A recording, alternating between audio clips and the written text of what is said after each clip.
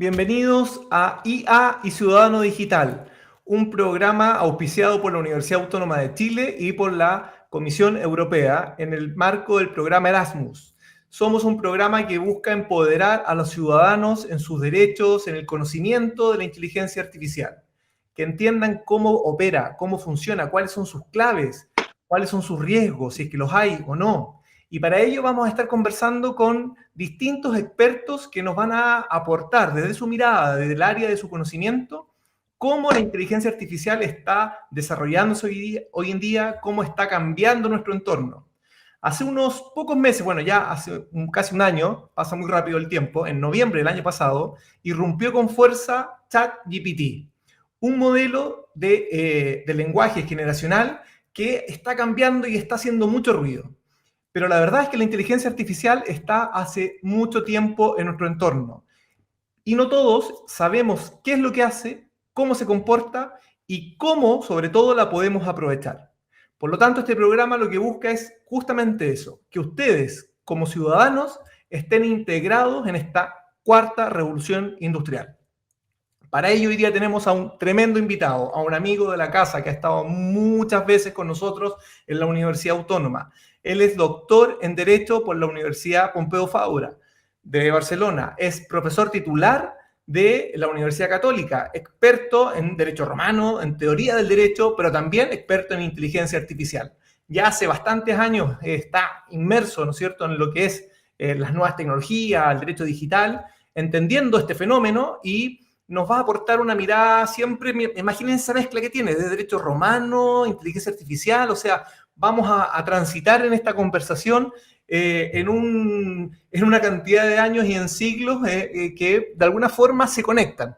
Luego le preguntaremos ahí qué conexiones ve entre Roma y el siglo XXI. Con ustedes entonces aquí ya tenemos a Carlos Amunátegui, profesor, como les decía, de la Universidad Católica de Chile. Hola, Carlos. Hola Sebastián, oye, muchísimas gracias por esta invitación, estoy honrado, la verdad, además ser invitado en el primer programa es una alegría y bueno, es siempre un placer estar aquí con viejos amigos, en un lugar agradable, aunque sea un lugar virtual muy agradable, donde siempre tenemos una gran conexión y relación académica con la Universidad Autónoma. Ustedes están siendo verdaderamente punteros en muchas cosas. Gracias. Tienen uno de los departamentos inteligencia artificial y derechos digitales más potentes hoy día, yo creo, del país. Gracias, Carlos. Y nos enorgullece muchísimo porque algo yo anunciaba, que esto justamente se da en el marco del módulo Jean Monnet, un proyecto financiado por la Unión Europea y que busca de alguna forma estudiar el derecho privado en el marco de la Unión Europea y la regulación en el ámbito de la inteligencia artificial. Y nos comprometimos no solamente a quedarnos en los papers, en los libros, en la academia, sino que hacer una bajada para explicar en fácil a la gente qué es la inteligencia artificial, cómo se comporta hoy día, qué hace, qué no hace, cuáles son los riesgos. Entonces, esta es una primera conversación, es como el capítulo introductorio, y por eso digo, la primera pregunta que te quiero hacer, uno dice, bueno, inteligencia artificial. Cuando hablamos de inteligencia artificial, Carlos, ¿de qué estamos hablando? Bueno, esto es una gran pregunta. Antes que nada, no puedo evitar decirte una cosa. Qué bueno que esto se esté abordando desde el derecho privado, porque no hay nada peor que dejarle a los publicistas hacer la regulación, porque al final terminan haciendo cosas rarísimas y clasificando las cosas en divisibles y negras. Pero bueno, mira, ¿qué es la inteligencia artificial? La inteligencia artificial, hay un montón de definiciones que están circulando. Hay algunas de la década del 50. De hecho, curiosamente, las de la década del 50 siguen manteniendo valor. O sea, hacer que un sistema se comporte de manera equivalente a como lo haría un ser humano. No está mal. Otros dicen que pero bueno, tampoco los seres humanos somos el cúlmine de la racionalidad, ni siquiera de la inteligencia. Es muy raro porque no sabemos lo que es la inteligencia natural y estamos hablando de inteligencia artificial. Pero bueno, otra definición es decir, es lograr que una máquina se comporte de una manera racional. Típicas definiciones. Imagínate, estamos definiendo lo inteligente por lo racional. Esto se parece a definir una cosa oscura con otra más oscura. Yo tengo mi propia definición de inteligencia artificial. Y es una comercial. ¿Una? Todo esto parte en el año Me perdí. ¿Una máquina comercial? una marca Una marca comercial. comercial, vale, perfecto. Porque es un nombre que le damos a un conjunto de tecnologías que son diversas entre sí y básicamente lo que buscamos es unificar de alguna manera un sentido, un objetivo con ellas. Todo esto parte en el año 56. El nombre inteligencia artificial se lo inventaron un grupo de académicos norteamericanos, John McCarthy, Marvin Minsky, Claude Shannon, que hicieron Rochester también estaba ahí, que hicieron una especie de summer camp, una especie de campamento de verano, y pidieron fondos a la Fundación Rockefeller para cubrir esto. Bueno, los académicos siempre pedimos fondos para investigación. Y necesitaban un nombre vendedor.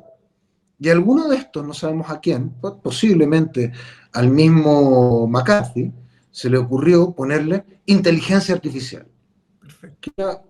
Un poco, y agruparon un montón de áreas de estudio bajo este nombre. La visión computarizada, los juegos, la traducción automática, también hablan de las redes neuronales artificiales, esas van a ser las importantes al final de cuentas. Todo esto le pusieron un solo nombre, inteligencia artificial. Antes todas estas áreas estaban dentro de lo que era la cibernética, pero de alguna manera como que el punto. Carlos, yo creo que la gente, pues, sobre todo asociándolo por las películas, una forma de conocer este tipo de desarrollo es el cine. El cine además anticipa muy bien el futuro, es impresionante. Entonces uno dice, bueno, inteligencia artificial se imagina como un robot, ¿cierto? El robot que tiene como autonomía y realiza ciertas tareas. Y bueno, si nos vamos a Terminator, ya sabemos todos quién es Terminator. Y por lo tanto, inteligencia artificial. Pero la inteligencia artificial hoy día, bueno, si bien existen robots que tienen cierta autonomía y se parecen mucho a Terminator ya, pero ¿dónde está presente? ¿Dónde encontramos a la inteligencia artificial? En todos lados. Bueno, de hecho, en el móvil está lleno de... Hay algunos que son agentes artificiales, otros son mecanismos de inteligencia artificial que te permiten, por ejemplo, comunicar, mandar los paquetes de datos. Lo que envía y recibe paquetes de datos en el móvil es una red bayesiana, probabilística. Claro, es una inteligencia artificial. Las encontramos en el móvil, en los agentes con que nos relacionamos cuando compramos cosas, cuando vendemos cosas. En Amazon, cuando clicas y te dan un precio por algún artículo y te calcula el viaje a Chile, el shipping y las condiciones de envío. Todo eso lo hacen agentes artificiales. Cuando te calculan los impuestos, cuando de pronto misteriosamente te tiran una auditoría, todo eso, quién está siendo auditado, por qué cosas, todo eso lo determinan agentes artificiales. Perfecto. O sea, sí. En último término, hay alguien del registro civil que va a decir, sí, sigamos adelante con la auditoría, pero qué contribuyentes y qué operaciones son sospechosas, eso está automatizado hace un rato. Oye, Carlos, en el fondo, la inteligencia artificial imita o se comporta como el cerebro humano, o sea, tiene la capacidad hoy día de resolver problemas, de tomar decisiones, que es un poco lo que tú nos estás señalando, con todas estas tareas que se ejecutan de forma automática. Entonces, pero ¿cómo es posible que la inteligencia artificial imite al cerebro humano? ¿Y qué hay detrás? Y te dejo aquí un nombre que yo creo que la gente también lo ha escuchado: algoritmos. Los famosos algoritmos, que es muy de ingeniería, ¿no es cierto? Pero explícame un poco cómo se comporta los algoritmos dentro de la inteligencia artificial. Ok, un algoritmo. Un algoritmo es un nombre, viene de un matemático persa, Algoritmus, del siglo VIII, que básicamente lo que hacía era describir procedimientos mecánicos. Un algoritmo es un procedimiento mecánico en el cual no necesitas pensar. O sea, simplemente lo aplicas y resuelves algo. Es un procedimiento. Qué sé yo, cuando una receta de cocina es un algoritmo. Eche una taza de harina, una taza de leche, un huevo, bata y ahí tiene panqueques. Eso es un algoritmo. Un algoritmo es cualquier procedimiento que no requiere evaluación ni pensamiento, sino simplemente aplicación. Ok. Ya. Y por ejemplo, el algoritmo de la división, todos lo aprendimos de niños. Ahora, pero ¿cuál es la gracia de esto? La pregunta que subyacía, por ejemplo, sobre todo el problema del paper del año 37 de la máquina de Turing, la computación de los números computables con especial mención al Einstein Problem, el paper de lo que trata es de la siguiente pregunta. Si todas las operaciones lógicas son, en último término, resolubles a través de algoritmos, a través de una operación mecánica. Y bueno, si la respuesta es afirmativa,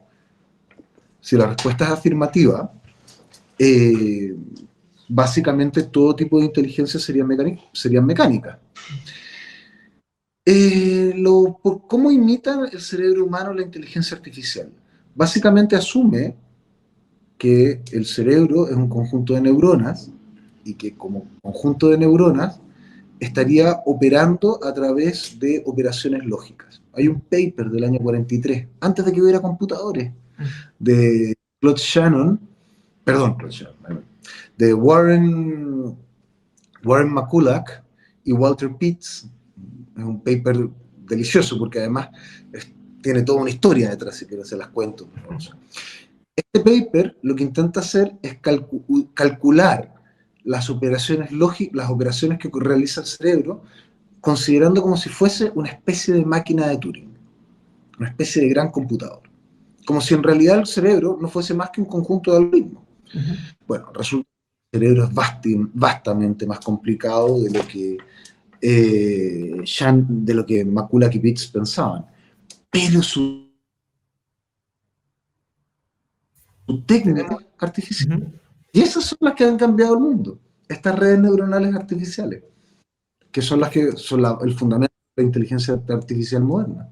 Perfecto. Ahora, si lo llevamos, por ejemplo, a la situación de un vehículo autónomo, es un claro ejemplo de presencia de inteligencia artificial.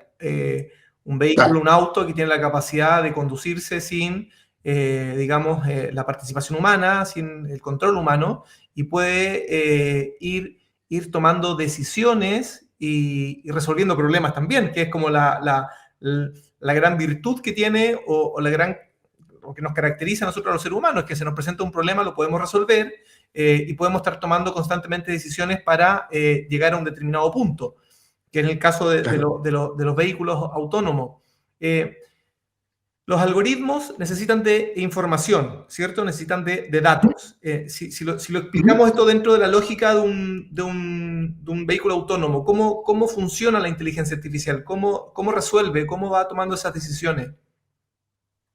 Muy bien. Igual que el cerebro humano, ¿cómo aprendemos los seres humanos? Porque de hecho de eso se trataba el paper de McCulloch y Pitts. Nosotros aprendemos con la experiencia. Tú vas a un niño y le dices, mira, ese es un auto. O sea, qué sé yo, le muestras otro auto, ese es otro auto. Y al tercero te va a decir, ¡hey, ese es un auto! ¿Ok? Cualquier cosa que le muestres. Si se lo muestra suficientes veces, lo aprenderá. Bueno, las redes neuronales artificiales son un poco más estúpidas. Necesitas mostrarles muchos más ejemplos, miles de ejemplos, millones de ejemplos, y entonces aprenden. Pero cuando aprenden, lo aprenden muy bien.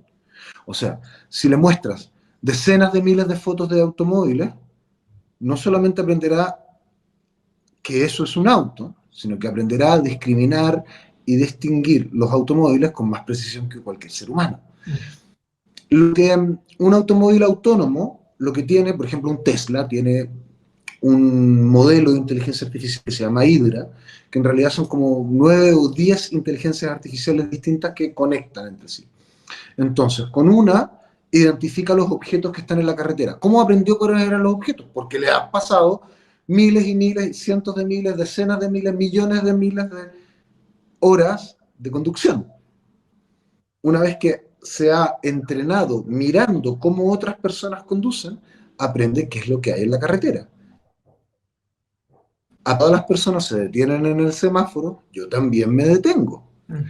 Aprende que si todas las personas eh, parten en la luz verde, yo también parto, de alguna manera.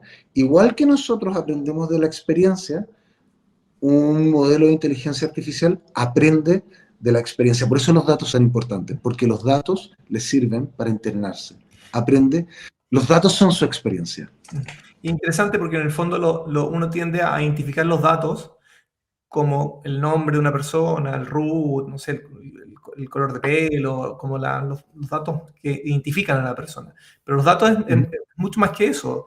Es la información del entorno, en este caso, que hace posible que ese vehículo pueda ¿cierto? Transitar y pueda llegar de un punto a otro sin que se estrelle y choque y cause un accidente. Ahora, Aprende. claro, tú has explicado muy bien, Carlos, lo que es el machine learning, ¿no es cierto? Que es esta forma de aprendizaje a través de los ejemplos, donde la máquina va aprendiendo en virtud de lo que el ser humano quiere que aprenda. Pero se discute y está muy presente hoy día si la inteligencia artificial tiene la capacidad de aprender por sí misma. Eso es un... ¿Es posible eso? ¿Puede aprender la máquina por sí misma? O sea, hay varios modelos, varias formas para que aprenda por sí misma, el aprendizaje no supervisado. Básicamente la enfrentas a un montón de datos crudos, o sea, qué sé yo, horas y horas y horas de película. No, no le marcas nada, no le dices qué es lo que está bien, qué es lo que está mal, no, simplemente aprenda usted lo que pueda. Esto se sabía que para clasificar servía. Desde, en el 2012 hicieron un modelo enorme para la época. Para el 2012 ahora sería un modelo pequeñito. Y le pasaron chorrocientas mil horas de YouTube. Aprendió que eran los gatos. Como está lleno de videos de gatos, aprendió que le pusieron Google Cats. Bueno, lo mismo. O sea, tú, por supuesto que puedes, si tú simplemente, de hecho, a un modelo como GTP, lo que haces básicamente es le muestras toda la Internet y algo aprende de eso, sin que lo supervise. Hay otros modelos, hay otras formas también de que aprenda, pero siempre está aprendiendo de datos humanos. Solo, o sea, yo pongo, por ejemplo, como AlphaGo Zero es el modelo de inteligencia artificial derrotó al modelo que había derrotado al campeón mundial de Go. El Go, para que no lo sepa, para quienes no lo sepan, es un juego endemoniadamente complicado, como 100 veces más complejo y con más posibilidades que el ajedrez, y que los orientales están muy orgullosos de que jamás una máquina iba a poder derrotarlos en eso. Y bueno, primero AlphaGo lo barrió el piso con el campeón mundial, y después AlphaGo Zero barrió el piso con AlphaGo. Y aquí no aprendió de seres humanos, sino que pusieron un modelo a jugar contra otro modelo, infinitas partidas. Perfecto. Lo interesante aquí es que también hay datos. O sea, Pero entre los datos, inteligencia, Carlos, entre inteligencias artificiales en el fondo te estás refiriendo. O sea, como dos dice, modelos, dos inteligencias que jueguen una como adversario de la otra. perfecto. De ahí generas un aprendizaje sin seres humanos. Ahora hay una tercera alternativa, y esta es más preocupante.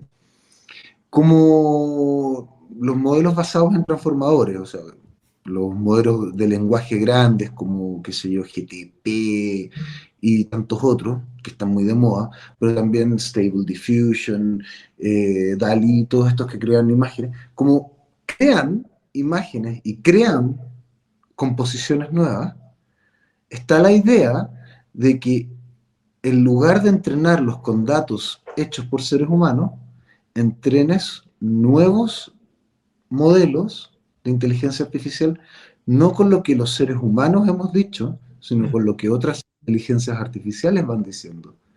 Y ahí podrías tener datos infinitos. Es muy... ¿Y cuál es la implicancia que puede tener esto? ¿Cuáles son los riesgos? ¿Ves algún tipo de evolución? Se aprende, Mm, se aprende sin necesitar a los seres humanos. mm, Bueno, ahí está el riesgo, rollo de la explosión de inteligencia de la que hablaba Nick Bostrom. mm, O sea, básicamente podría dispararse y simplemente dejarnos atrás. mm. Así como... Pero bueno, digamos de que ese es un panorama un poco apocalíptico. Eso es como un riesgo, pero hay oportunidades también. Podemos Sí, solucionar miles de problemas que no somos capaces de solucionar ahora. Problemas médicos, problemas económicos, problemas incluso de justicia social. ¿Cómo sería mejor, cuáles son los buenos mecanismos para distribuir los beneficios sociales sin dejar de crear riqueza?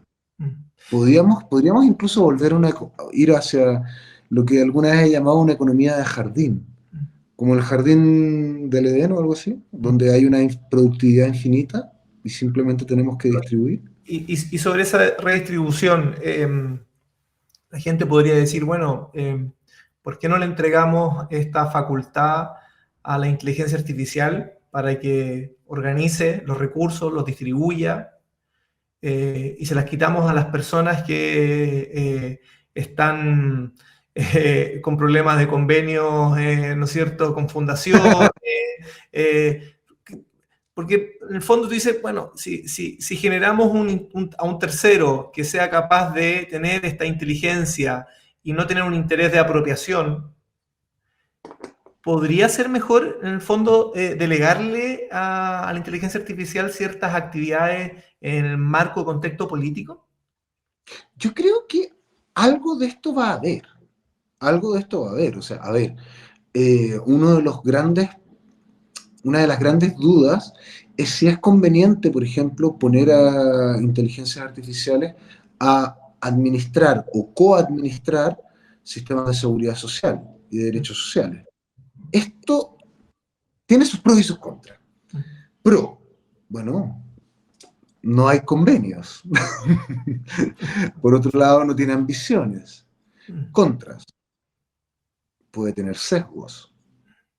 Recuerdo, mira, hacia el año 2019, me acuerdo que el Banco Interamericano de Desarrollo, bueno, me contactaron del Banco Interamericano de Desarrollo y estuvimos viendo la posibilidad de aplicar, qué posibilidades había de distribuir beneficios sociales a través de algoritmos, a través de modelos de inteligencia artificial.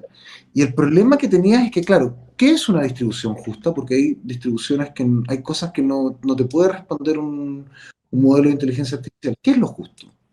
Por ejemplo, en un contexto, lo justo puede, por ejemplo, quién va a ser, qué sé yo, ya siendo un poco gringo? ¿Quién va a ser jurado? ¿Quién va a ser jurado? Bueno, ahí tal vez lo más justo es el random, un sorteo aleatorio. Pero no es lo mismo que tú puedes, no aplicarías el mismo método para llegar a un resultado justo, por ejemplo, para decir quién puede ir a la universidad. ¿Quién debe pagar mayores impuestos? ¿O debemos pagar distintos impuestos? ¿Quién debe recibir los beneficios que produce el Estado? ¿Quién debe acceder al cargo de la Corte Suprema? Todas estas preguntas Sí. tienen respuestas. Y en algunas de ellas son imposibles, o sea, no hay ningún criterio que la máquina pueda preestablecer como justo. Al final, en eso, nosotros tendremos que ser los seres humanos los que decidamos. Y creo que hay un amplio marco para eso. Sí. Las decisiones importantes, lo que no podemos tener es un pequeño tirano artificial. Sí. No, yo creo que sí, coincido contigo. Yo creo que la política, que en el fondo de eso se trata la política, de tomar esas decisiones y lograr acuerdos en el fondo de cómo se construye un país y cómo se distribuye, si es que se puede distribuir riqueza o cómo se genera riqueza, para los que, ¿no es cierto?, tienen una mirada un poco más capitalista o la idea más liberal. Pero en el fondo... No se puede distribuir nada si no generan nada. Así es. Mejor si alguien es un buen socialista, mejor que tenga una mirada bien capitalista. Así es. Entonces, el tema es el siguiente. Yo creo que uno, claro, estamos analizando con las facultades que tiene hoy la inteligencia artificial y no lo que puede suceder mañana. Hoy día yo creo que coincido contigo. Yo creo que mañana también, en el sentido de que la política siempre va a estar a cargo de los seres humanos, pero hay muchas tareas de ejecución en función de lo que la política decide, que puede quedar en manos de la inteligencia artificial para poder tener una aplicación que no se desvíe de la decisión de la política, que luego vemos que hay todo un aparataje estatal y toda una estructura que en el fondo lleva adelante esas políticas públicas. Ahora, pero yéndonos a otro tema, Carlos, y para volver a lo práctico, para que la gente entienda cómo está presente la inteligencia artificial. Tú ya mencionaste el celular o el móvil, que es un elemento, ¿no es cierto?, casi una extensión de nuestro cuerpo. ¿Ah? Es como un dedo más o un brazo más. Y en el fondo sabemos que la inteligencia artificial tiene un conocimiento muy profundo de cada uno de nosotros. Y ese conocimiento puede ser aprovechado o puede ser un riesgo. ¿Cómo lograr, explícame un poco eso, cómo lograr ese equilibrio para que nuestra información sea usada a nuestro favor y no sea usada en contra de nuestros intereses? Es complicado porque, a ver, o sea, nosotros producimos una gran cantidad de información. O sea, de hecho, mira, este programa que estamos haciendo probablemente lo está viendo GTP5 y tal vez esté corriendo en GTP6.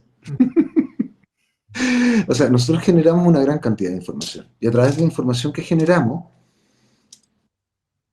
si es entrenado un modelo de inteligencia artificial con la información que nosotros generamos y que generamos gratuitamente y libremente, todo momento, vamos dejando un gran rastro de información de nosotros. Si lo entrenas, vas a ver mucho de nosotros, mucho más de lo que tal vez quisiéramos que sepa, mucho más de lo que nos imaginamos que sabe. El punto es que esto lo puede utilizar para venderte, no sé, pasta de dientes, o para cambiar tu voto, o para tal vez provocar reacciones de ira, o tal vez para radicalizar tu pensamiento político. Entonces, claro, esto tiene riesgos. Pero Carlos, explícame cómo, así para alguien que no entiende nada de esto. ¿Cómo nos conoce, o sea, cómo obtiene esa información? ¿Cómo existe ese conocimiento profundo de cada uno de nosotros? ¿Y cómo puede incidir en el fondo lo que tú estás diciendo, incidir en nuestra voluntad, en nuestro libre albedrío? O sea, que en el fondo nuestras decisiones ya no son tan libres porque hay alguien que está influyendo en nuestra voluntad. Claro, a ver, ¿de dónde obtienes esa información? Pues es la información que vamos dejando en todas las plataformas digitales. Los mayores, recuerdo, porque el presupuesto es el siguiente: para tener un buen modelo de inteligencia artificial, para que funcione, para que sea eficiente, necesita muchos datos. Entonces, ¿quién tiene la mayor cantidad de datos del mundo? Básicamente las grandes plataformas. ¿Cuáles son las grandes plataformas? Pues Meta, Alphabet. Meta es Facebook, pero también es WhatsApp, también es Instagram, también un montón de cosas. Alphabet es Google, es Gmail, es un montón de cosas. Entonces, todas estas grandes plataformas tienen una cantidad infinita de datos sobre nosotros, sobre cada una de las cosas que vamos haciendo. ¿Por qué? Porque en Internet no se borra nada. Todo está. También eso que buscan. E incluso eso. Y sí, todo. No se borra nada. Está todo almacenado en grandes data centers. Aquí en Chile, en Quilicura hay uno, así que. Yeah. Y ahí se almacena la información de casi todo el sur. Entonces, esa información se almacena. Con esa información es con la cual tú entrenas un modelo de inteligencia artificial. Entonces aprende directamente de ti. Porque, entendámonos, nosotros no somos, cuando algo es gratuito, no es verdaderamente gratuito. Nosotros no somos, lo que pasa es que nosotros no somos el cliente. Nosotros somos, como decía Shoshana Zuboff, somos la materia prima con la que se hace el producto que se vende al verdadero cliente.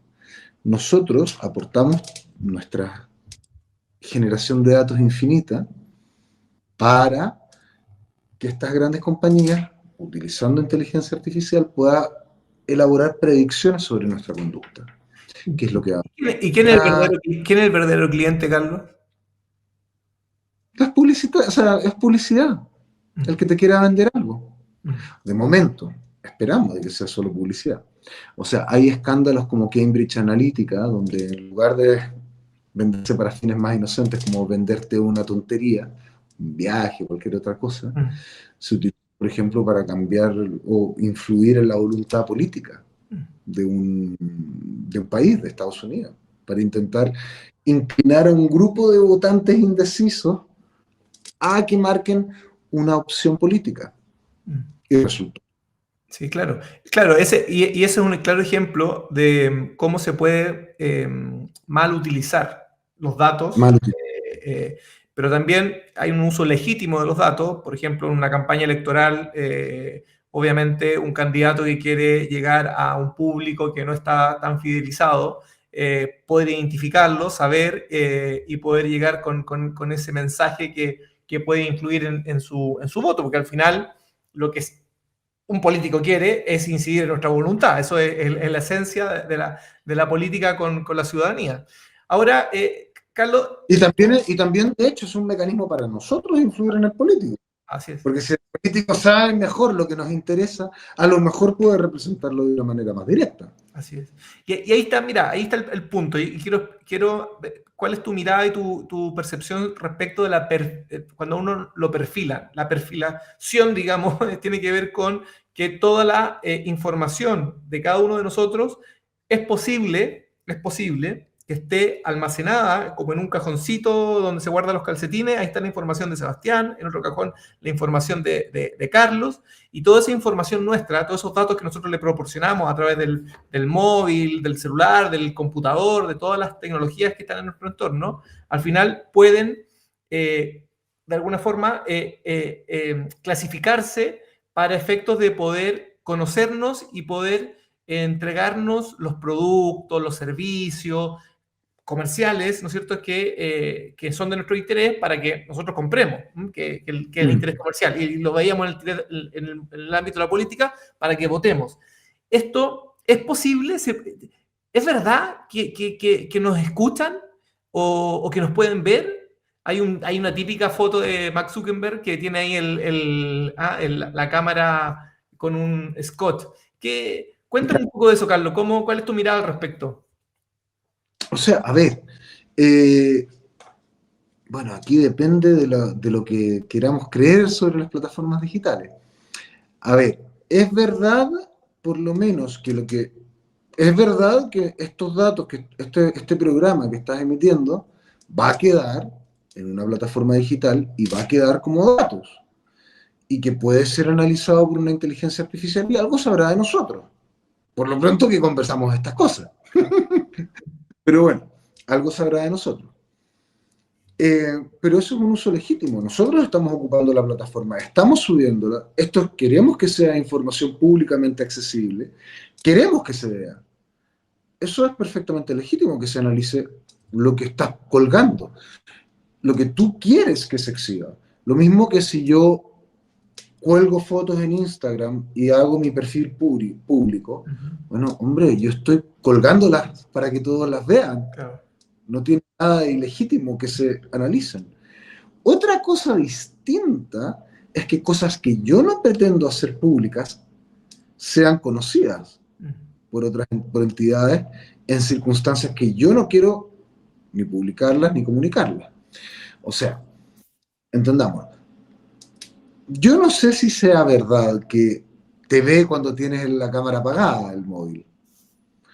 Lo que sí sé es que han habido casos bastante conocidos, como por ejemplo dispositivos que tenían mecanismos de grabado, que se suponía que no los tenían, parlantes que tenían mecanismos de grabado que no se suponía que no los tenían. Hay un historial relativamente largo de violaciones de identidad realizadas por formas digitales. Algunos de ellos bastante evidentes, bastante notorios. En algunos casos se prenden los micrófonos del móvil sin que hayas pedido por este último. En fin. ¿Cuánto te escuchan? Es una pregunta. No tenemos una respuesta.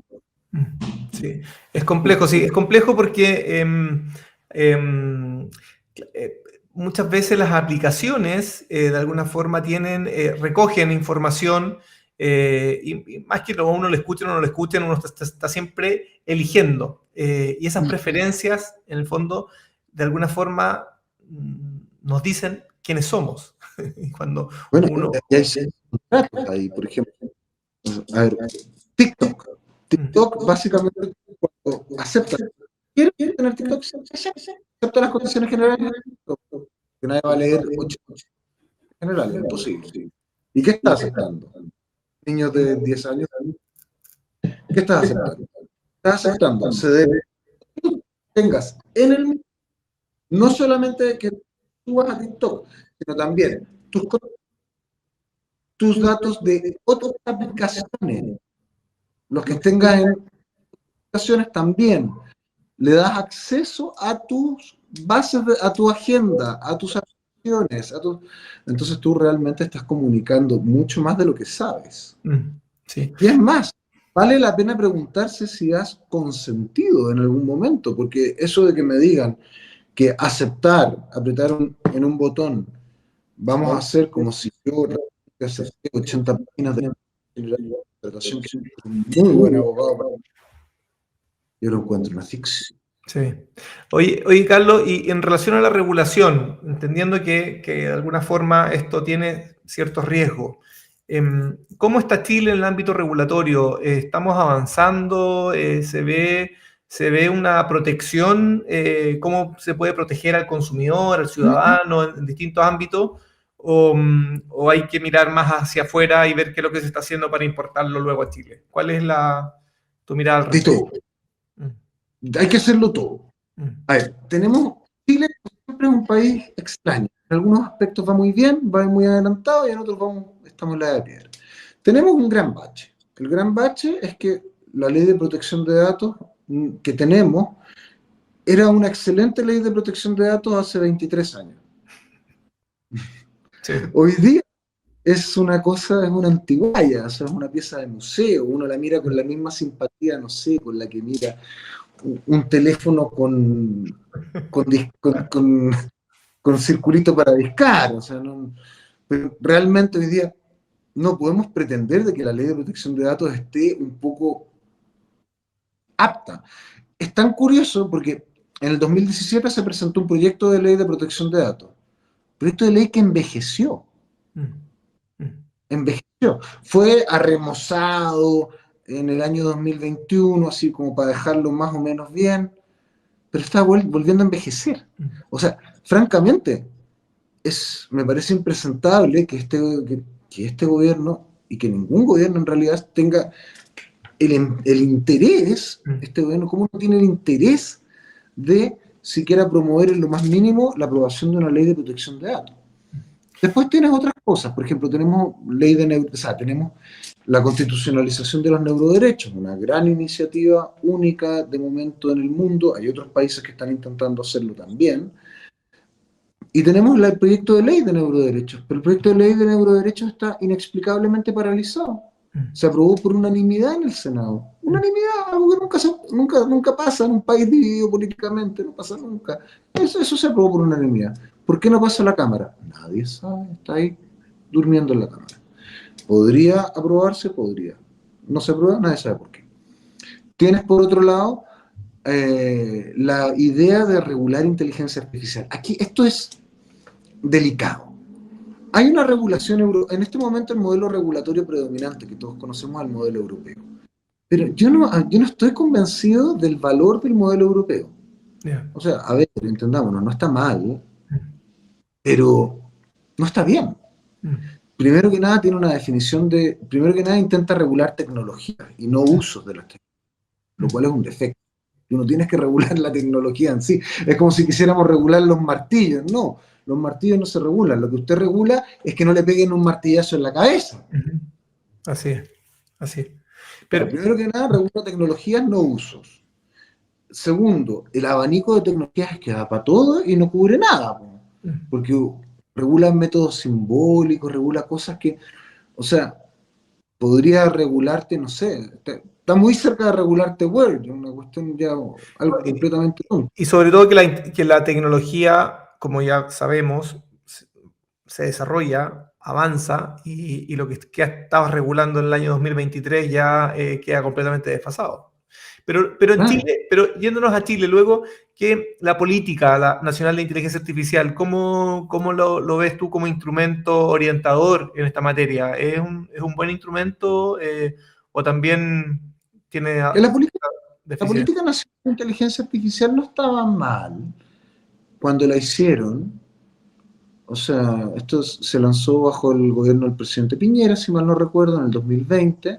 Hubo un diseño previo por parte de la Comisión de Futuro del Senado, que fue el 2019, y después se lanzó la política de inteligencia artificial, si mal no recuerdo, el 2020.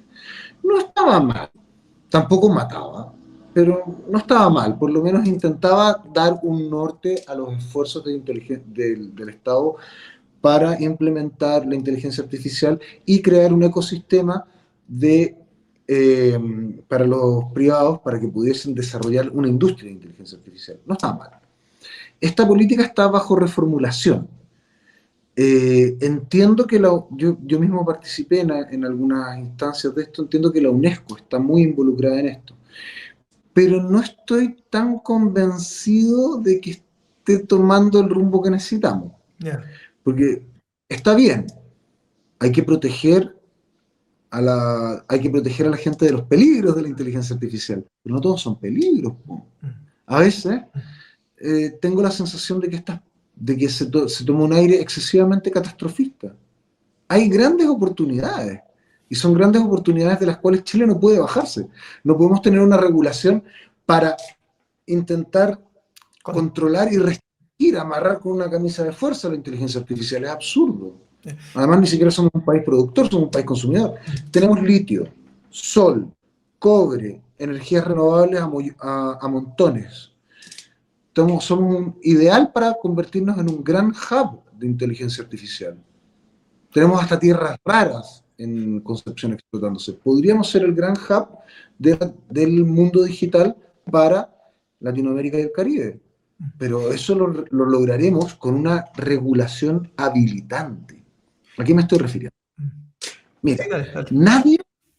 nadie compraría una casa si no existiera regulación sobre el contrato de compraventa, si no existiera una regulación sobre los mercados financieros, si no existiera una regulación sobre, qué sé yo, el conservador de bienes Uy, raíces y el registro. Hay regulaciones que no impiden los negocios, sino que los fomentan. Son regulaciones habilitantes. Y esa es mi segunda crítica respecto al modelo europeo de regulación. Parece una regulación restrictiva y no habilitante. perfecto. A mí lo que me gustaría ver en Chile es un modelo regulatorio habilitante que Perfecto. regulara, por ejemplo, el uso por parte del Estado de inteligencia artificial, pero que abriera posibilidades para los particulares para poder desarrollarla. Porque este es un problema de desarrollo país. Si Chile se queda atrás, la distancia con los demás países, con los países que lideren este proceso, va a ser sideral. Esto es peor que quedarte atrás de la revolución industrial, que ya nos quedamos atrás.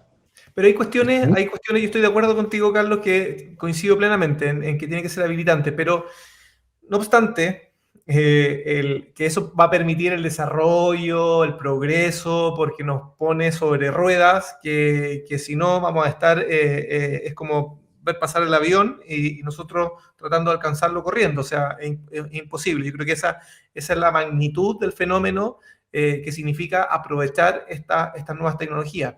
Pero desde el punto de vista de la sociedad y cómo ciertas aplicaciones, ciertas inteligencias artificiales están interactuando en nuestro entorno, y obviamente se pueden generar daños, causar perjuicios, ya sea en el ámbito médico, en el ámbito del transporte, de la educación. Y la pregunta es, sobre todo para un abogado como tú y un experto en derecho privado y de inteligencia artificial, las reglas, nuestras son reglas del derecho romano, de la responsabilidad, ¿cierto? son suficientes para poder, por ejemplo, probar. Aquí nos vamos a poner una discusión un poco técnica, pero no quiero quedarme ahí, no quiero quedarme en lo técnico. Por ejemplo, probar la culpa. ¿Quién fue culpable? Si un médico está operando con un robot y con un algoritmo, y no, el médico va a decir, ¿sabe qué? Es que no fue mi culpa, se cortó la luz, o realmente el algoritmo estaba mal diseñado y hizo mal la sutura. ¿Cómo probar ciertos elementos de la responsabilidad que en el fondo permite a los ciudadanos y a los consumidores poder demandar de perjuicio y reparar, que es la esencia del derecho de daño, obtener una reparación? ¿Es posible hoy día obtener ese derecho de reparación frente a este fenómeno?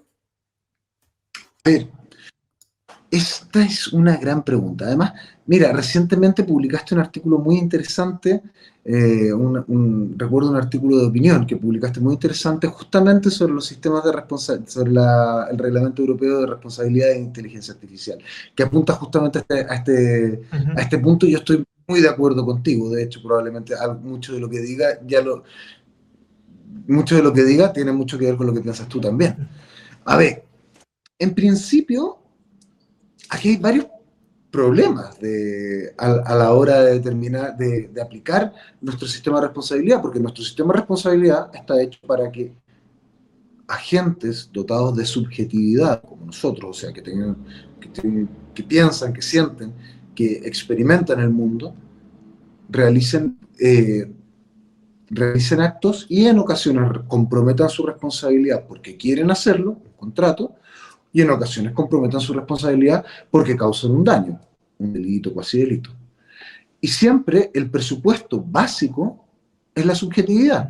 Subjetividad que es el querer, la voluntad en el contrato, o el dolo y la culpa en el delito y cuasi delito. Claro, sí, el presupuesto de nuestro sistema es la subjetividad.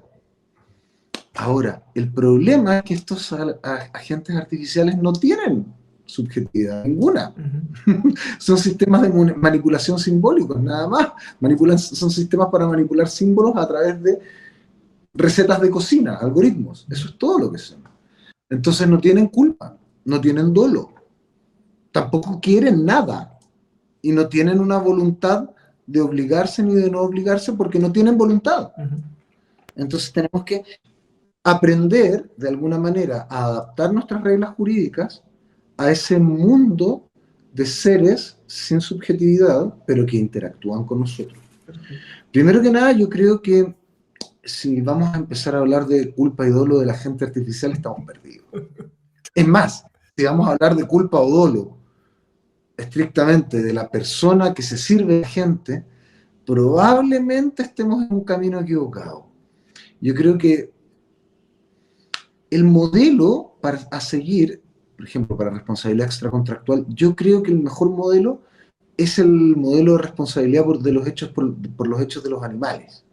Si no me equivoco, es el 2324, 2325, 2326, pero estoy de memoria, no me acuerdo en este momento.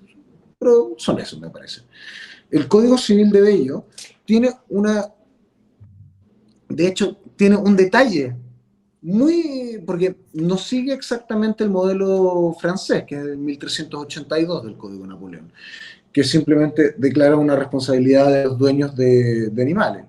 No, el Código de Bello establece una responsabilidad por los por los hechos de los animales cuando no ha tenido la suficiente, y una excepción para el dueño, si es que para el dueño, y no solo para el dueño, también para el que se sirve del animal o el arrendatario.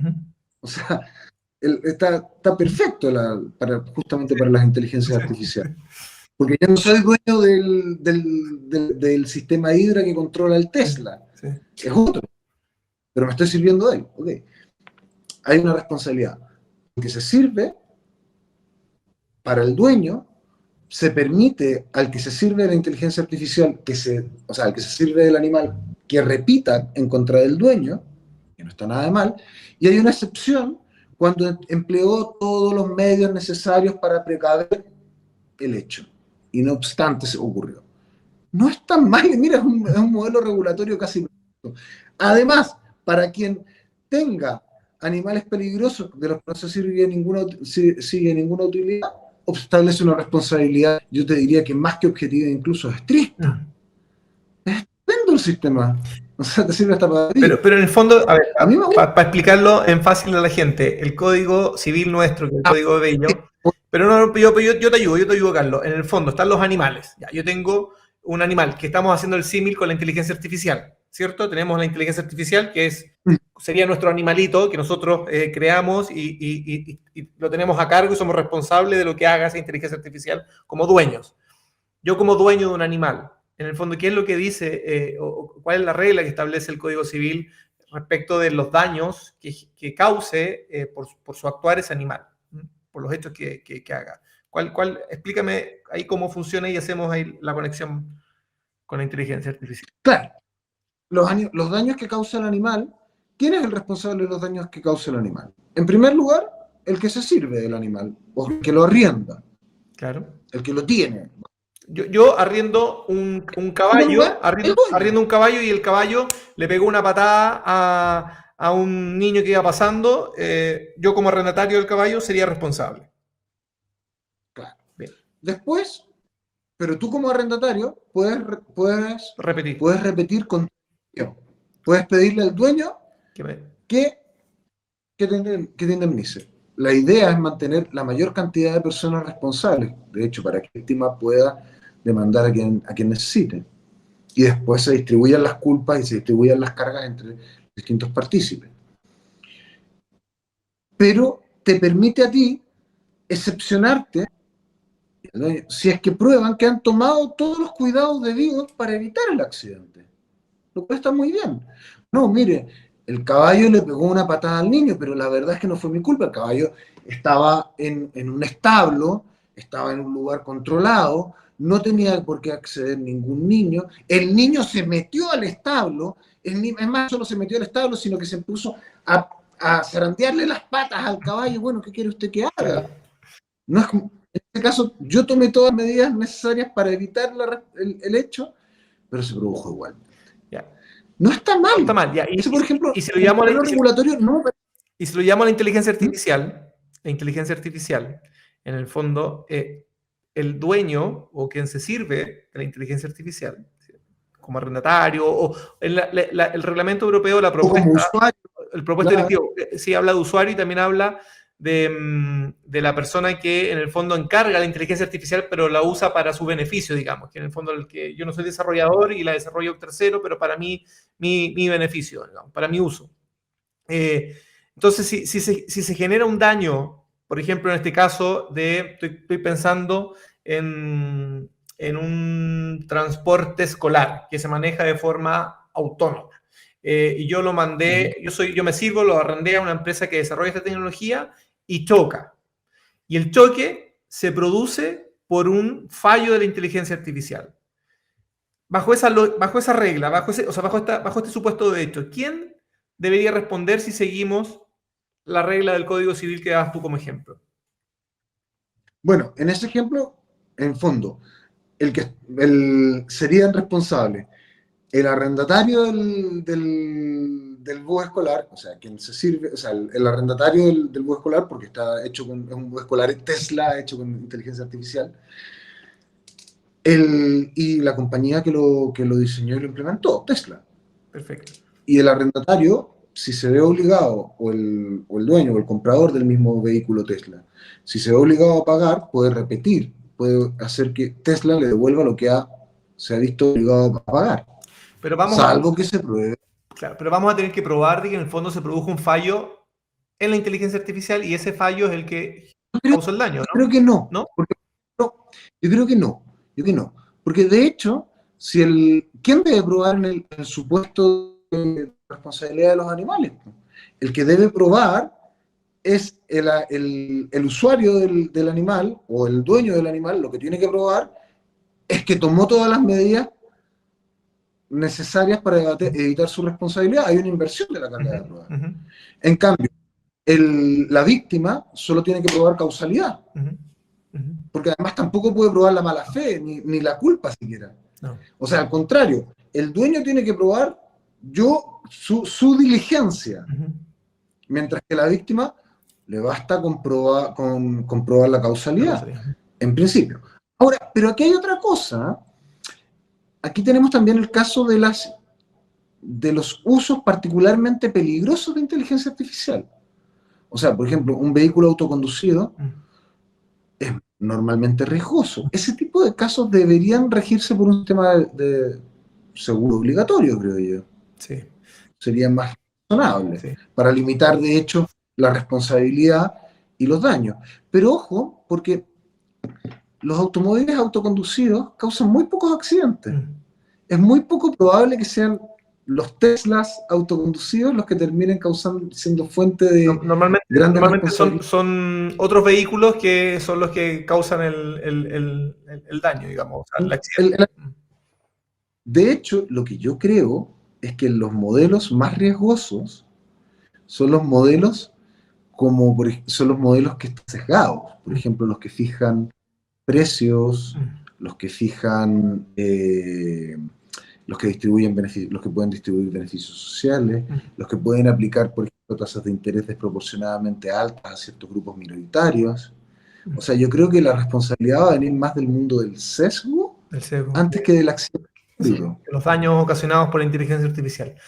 Oye, Carlos, nada, pasó volando esta hora de conversación, Sí, la verdad que sí. este primer programa. Te estoy muy agradecido por esta conversación y por tratar de acercar estos temas que son a veces tan ajenos y tan lejanos para la gente, pero que en el fondo están muy, muy presentes. Así que nada, pues, si quieres decir algunas palabras de despedida, adelante. Bueno, mira, yo primero que nada, muchas gracias, porque me lo he pasado muy bien. Esto ha sido una conversación que, a ver, vamos, podríamos haber tenido en una cafetería con un café o en un bar con una cerveza, porque ha sido una conversación muy relajada, muy agradable. Te agradezco mucho esta invitación. La verdad es que aprender cosas y hablar de ellas, cuando se hace con placer se nota. Y eso ha sido la tónica, creo, de esta conversación. Gracias, Carlos. Así que te lo agradezco. Gracias a ti, gracias a ti. Ahí tenemos siempre un buen amigo ahí en la Universidad Católica y presente siempre, cada vez que lo invitamos dice sí. Y eso también se agradece, esa voluntad de ser parte de estos procesos. Y tiene que ver con un proceso formativo. Estamos en un programa de televisión, pero queremos de alguna manera formar a la gente en estos contenidos. Así que nada, me quiero despedir y quiero dejarles invitados para la próxima semana. Estaremos cada semana conversando con expertos que abordan el desafío que representa la inteligencia artificial, este fenómeno tan disruptivo que yo creo que ya nadie lo puede desconocer. Cuando comenzamos, Carlos, hace 4 años con el minor de inteligencia artificial y derecho en la Universidad Autónoma, y hablábamos de esto, la gente nos decía, son medio raritos, pero yo creo que ya nadie nos puede acusar de rarito, tan así que tenemos este programa y podemos estar hablando en propiedad sobre estos temas que son tan interesantes. Así que nada, muchas gracias, Carlos, me despido nuevamente y nos vemos la próxima semana en IA y Ciudadano Digital. Chao.